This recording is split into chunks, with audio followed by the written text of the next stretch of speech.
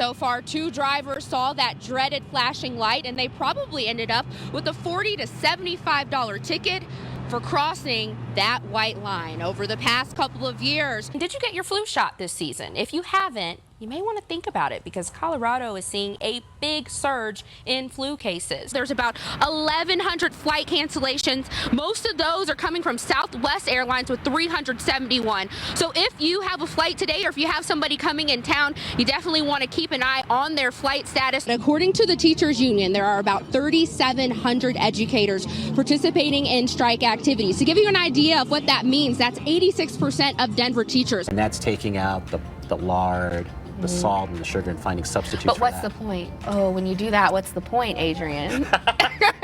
That's what I'm talking about. Check out, that's Thin Mint ice cream. Dinger, I don't think that's really diet friendly, but he says it has the word thin in it, so you'll be okay. Hey, I'm all for that. And you tell Dinger, don't worry about those few extra pounds.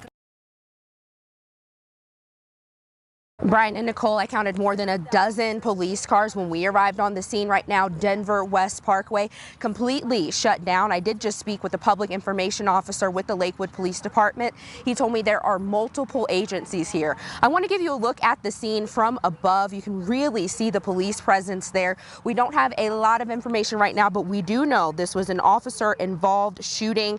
And again, they're asking everyone to avoid this area right now. I asked the public information officer if any police officers were hurt or if the suspects involved were hurt as well. He says he's not ready to give me that information. However, the public information officer is on his way back to the scene in the next few minutes. So we will continue to follow this story, ask those questions, and bring you the latest update. Reporting live, Micah Smith, Denver 7. Our Micah Smith with ABC affiliate KMGH in Denver is outside tracking the protest today. Micah, it's great to see you. So bring us inside the protest. What are these teachers asking for today? Well, Devin, teachers want better pay here in Denver. They've been negotiating with Denver Public Schools for the past 15 months. And from the beginning, they've said they want $28.5 million toward teachers' salaries. During their last negotiation session with Denver Public Schools, the school district offered $25 million. But teachers here said, too little, too late, and they decided to strike today. It's a good, and as I understand, their pay $43,000 average there in Denver, well below the $58,000 national average for public school teachers. You've been talking to a lot of parents, a lot of teachers out there. What's your big takeaway from this moment in the public school protest out there in Denver? Well, Devin, my biggest takeaway is after talking with teachers, parents, students, and administrators, they all agree that teachers deserve better pay. But where they disagree is how that should be implemented and what exactly that looks like. I think once both sides of the argument start to give a little wiggle room at the negotiation table, we'll start to see more action toward ending this strike. All right, great to see you. Micah Smith with ABC affiliate KMGH in Denver. As Lottie Dula grabs her great-great-grandfather's leather-bound notebook, she is slow to turn the pages. This was the first thing I found when I was going through my family's records. Even in 1865, he took meticulous notes, inventory of all that he owned, land, equipment, A list of the slaves and people. here and their valuation. Lizzie, 15 years old, no last name, but her price, $1,200. The names go on, and guilt takes over Lottie's face as she describes to restorative justice advocate Harold Fields and me, two descendants of slaves, how her wealthy family tree grew from the seeds of slavery. My family enslaved hundreds of people. So far, I've found over 400 slaves, and I'm thinking it'll be in the thousands when I complete my research. I have tremendous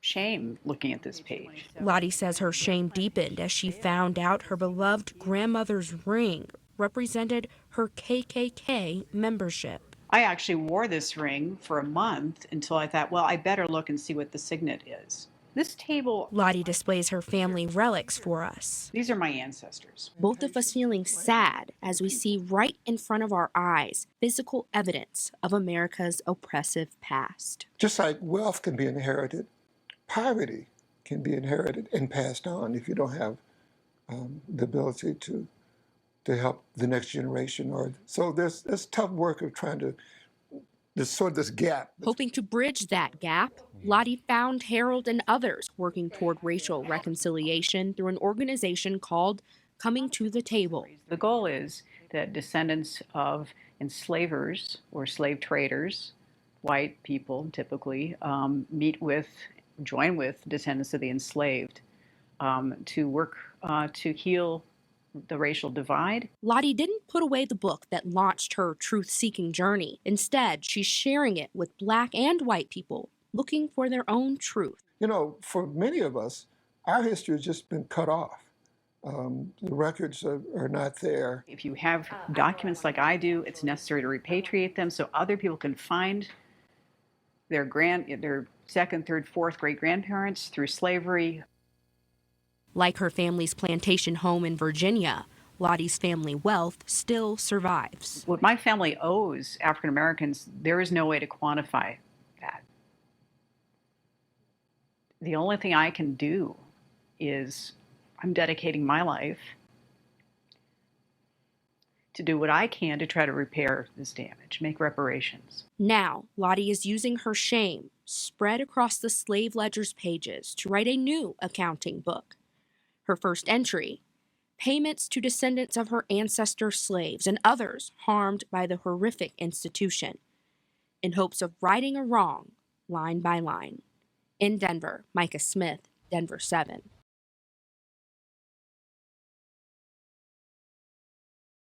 This morning, police are looking for the people who took advantage of an otherwise peaceful protest and broke the law. Denver 7's Jason Grenauer is live outside the Aurora ICE facility this morning. And Jason, these people could face charges. Certainly a lot of political drama, Eric. Thank you. The family of Kendrick Castillo says they will continue to honor their son by advocating for changes to make our schools safer. Kendrick was killed trying to save his classmates in the STEM school Highlands Ranch shooting in May. We wake up from Today, the Broncos report to Dove Valley ahead of training camp. Starting tomorrow, the Broncos will host 19 training camp practices. Denver Public Schools is in the process of installing air quality monitors in schools this year. Parents, you will get a chance to see the data online starting next month. At this point, the monitors will be in 10 schools, but DPS plans to expand to 30 more schools over the next 2 years. Farmers in Australia say camel milk is getting more popular and could be the next big thing on store shelves. They say it's more nutritious than cow's milk. Goes for $195. What? Wow. That's a lot. That is an expensive They said it tastes saltier. milkshake. I'm salty by the price. Yeah. Okay. I always wonder, like,